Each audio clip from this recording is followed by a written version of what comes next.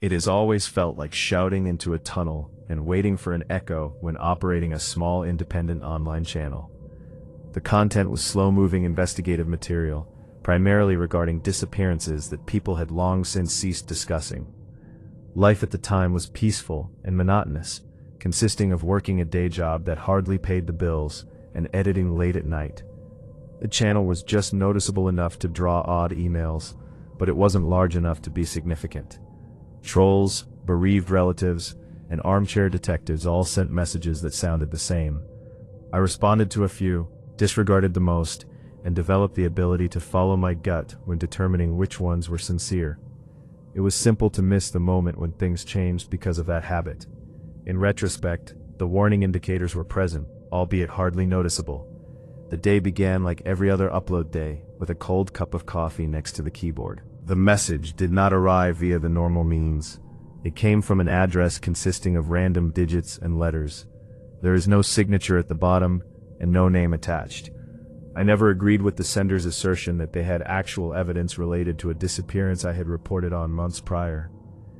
They cited information I had never disclosed, such as a witness statement that disappeared from public records and an incorrectly filed report number. That in and of itself was frightening, but curiosity has a way of overpowering caution. The tone was straightforward and rather formal rather than dramatic or menacing. Along with instructions on how to use encryption software that I had only read about, there was a link linking to a dark web mirror. I weighed the risk against the possibility that this was real while staring at the screen for longer than I would want to acknowledge. Curiosity ultimately prevailed. It was like entering a room without windows to access the files. The substance itself seems genuine. Timestamps that lined up too closely to be easily faked. Audio samples with background noise that matched known locations, and scans with consistent information. Raw footage that had obviously not been altered for public viewing was found in one folder. The camera occasionally shook, giving the impression that the person filming was unsure whether to continue. The suggestion was unsettling even without knowing the complete context. It was made worse by the fact that it was neither dramatic nor cinematic. Evidence that weighs heavily, even when it's only sitting on your hard drive. I turned off the internet and closed everything, pulse pounding as I tried to comprehend what I had just witnessed. The first indication of reprisal appeared at that point. Accounts that I hardly used started locking me out in a matter of hours.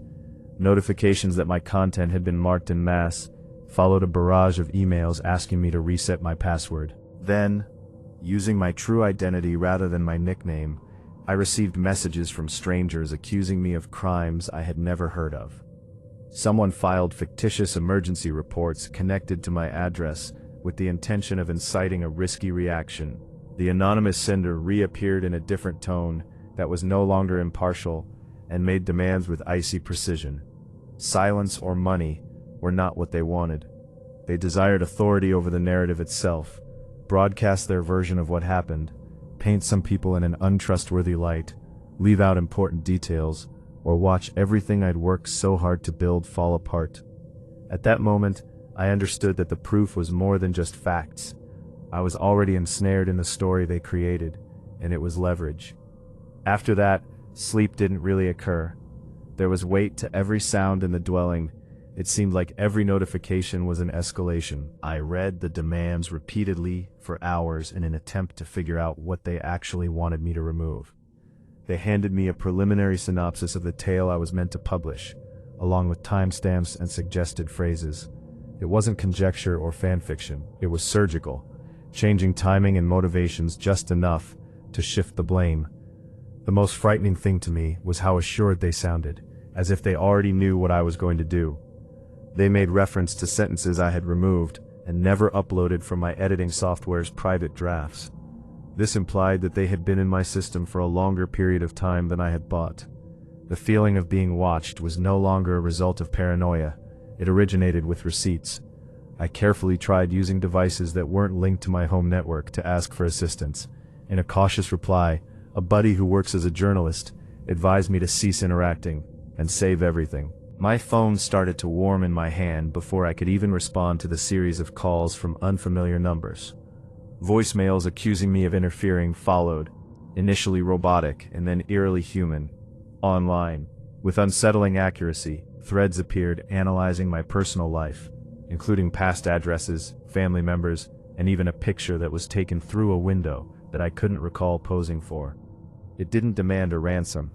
The goal was to isolate me until compliance seemed relieving, and the pressure was increasing minute by minute.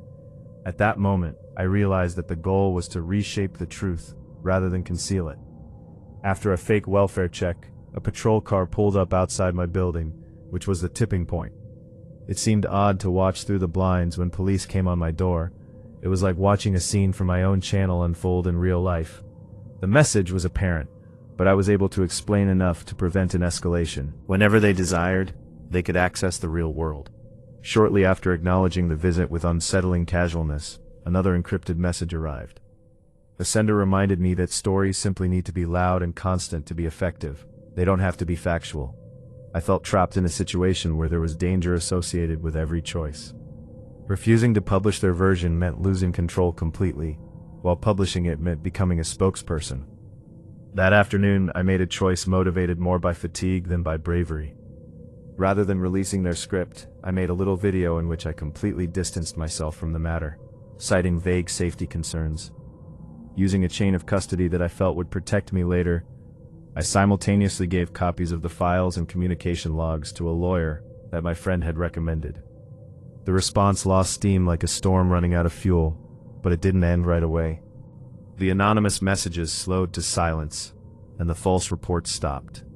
I'm still troubled by the fact that the evidence never saw sunshine the way I had once thought. The knowledge that truth may be handled like illegal goods, exchanged and threatened, not for financial gain, but rather for control over the narrative itself, stayed with me.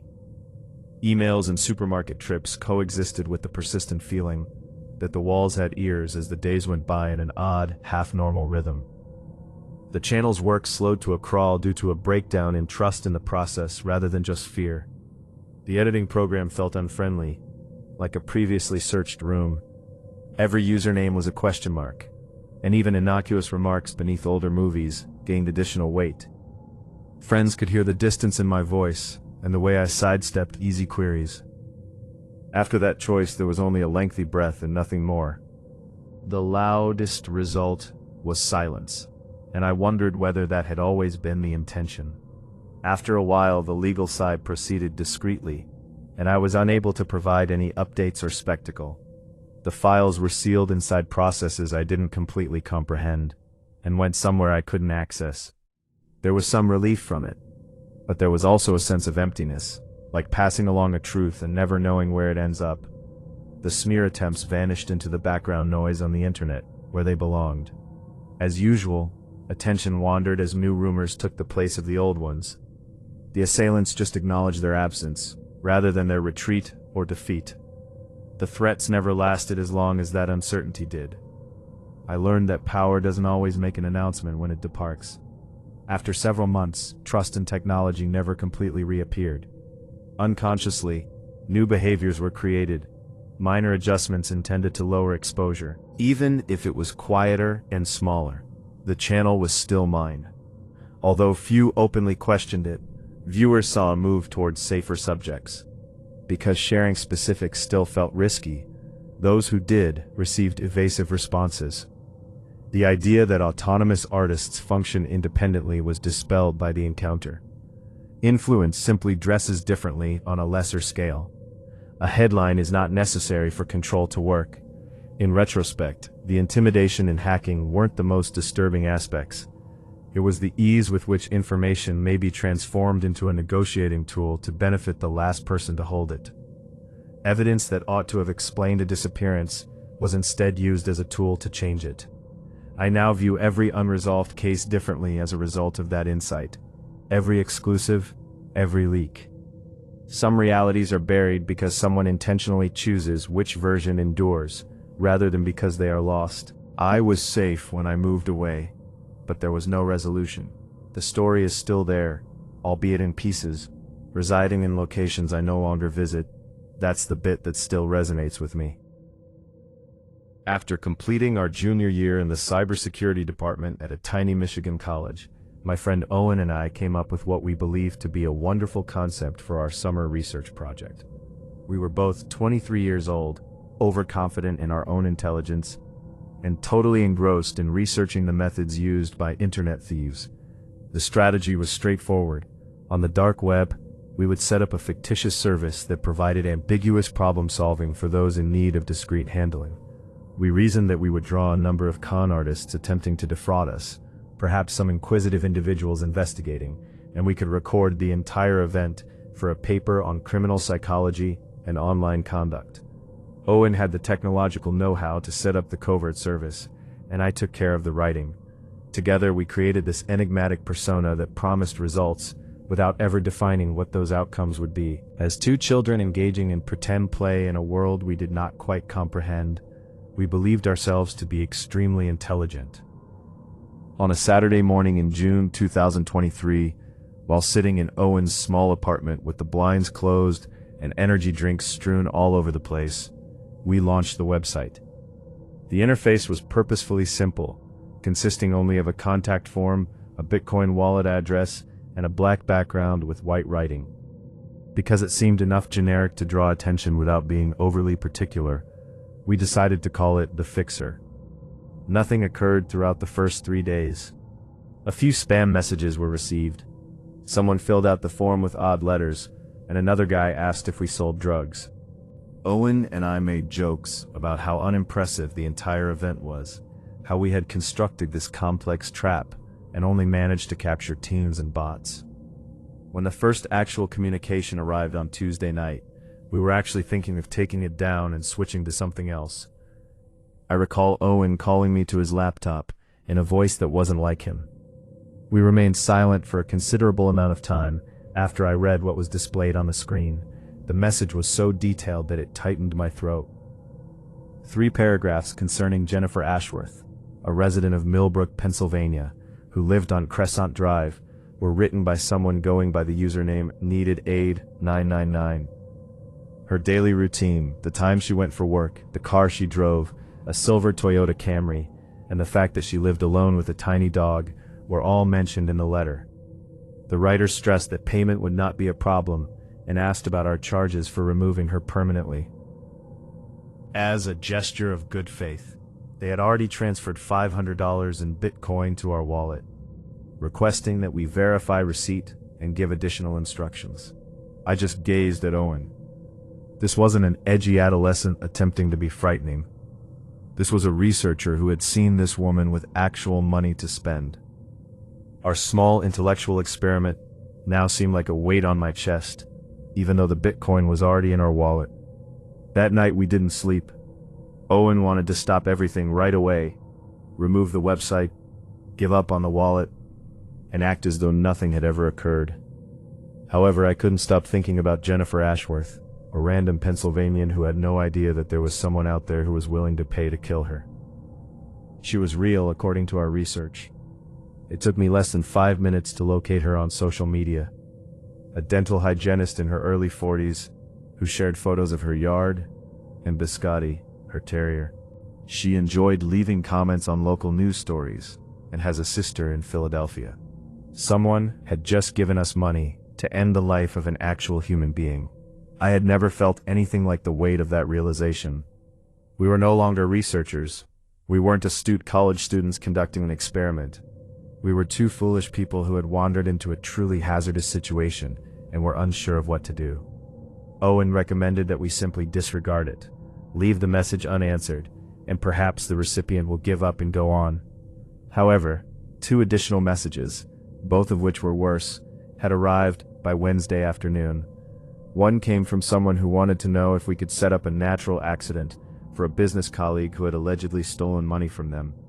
They contained the target's suburban Chicago home address, his gym routine, and the brand and type of his vehicle. Although it was shorter, the second message was in some ways more unsettling. Just a name, age 15, and school address, followed by a query about whether or not we dealt with younger issues and the additional expenses. In fact, I had to get up and leave the computer. I tried to breathe normally as I stood in Owen's kitchen with my hands pushed against the counter after reading that one, trying to comprehend that someone was asking us to harm a child. People weren't typing up speculative scenarios or sinister imaginations for shock value. These requests contained actual data, actual places, and actual individuals who could be located and validated. The Bitcoin wallet had accumulated about $3,000 in unsolicited deposits by Thursday morning, and we had received a total of 11 messages. I hadn't eaten much since Tuesday, and Owen hadn't left his flat in 2 days. We were always debating what to do, since we would have to explain that we had developed an illicit service on the dark web. Going to the police seemed unfeasible. We might be charged, even if it was a hoax, and we had no intention of doing anything. For soliciting crimes across state borders, one could face expulsion from school or perhaps federal prosecution. However, remaining silent meant that these individuals, actual people who wanted genuine harm done, would just find someone else to carry it out. Someone who would genuinely accept their money and act upon it. At around 4 in the morning, I recall sitting on Owen's couch, both of us scared and fatigued, when another notification appeared, another message, another request, another existence that someone wished erased, and all I could think was that we had opened a door that we had no idea how to shut. On Friday, Owen finally lost it. He claimed that we needed to inform someone that he was no longer able to handle this, that each time he closed his eyes, he saw the 15-year-old child, whose name he had unintentionally committed to memory.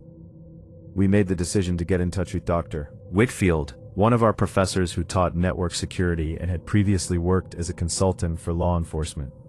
We reasoned that he might be able to handle this without ruining our life right away. I emailed him to ask if we could get together right away to discuss an out-of-control research problem. In less than an hour, he replied, inviting me to visit his office that afternoon. It felt strange to stroll across campus that day.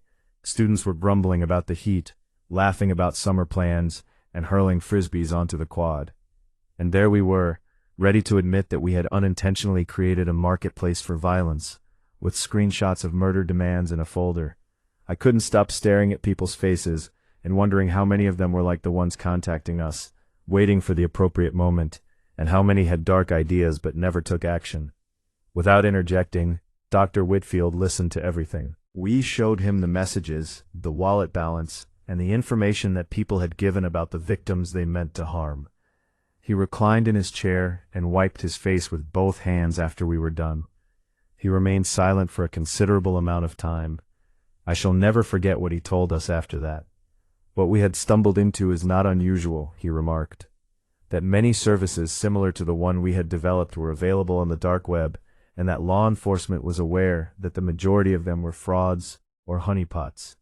However, those who sent those communications were unaware of this.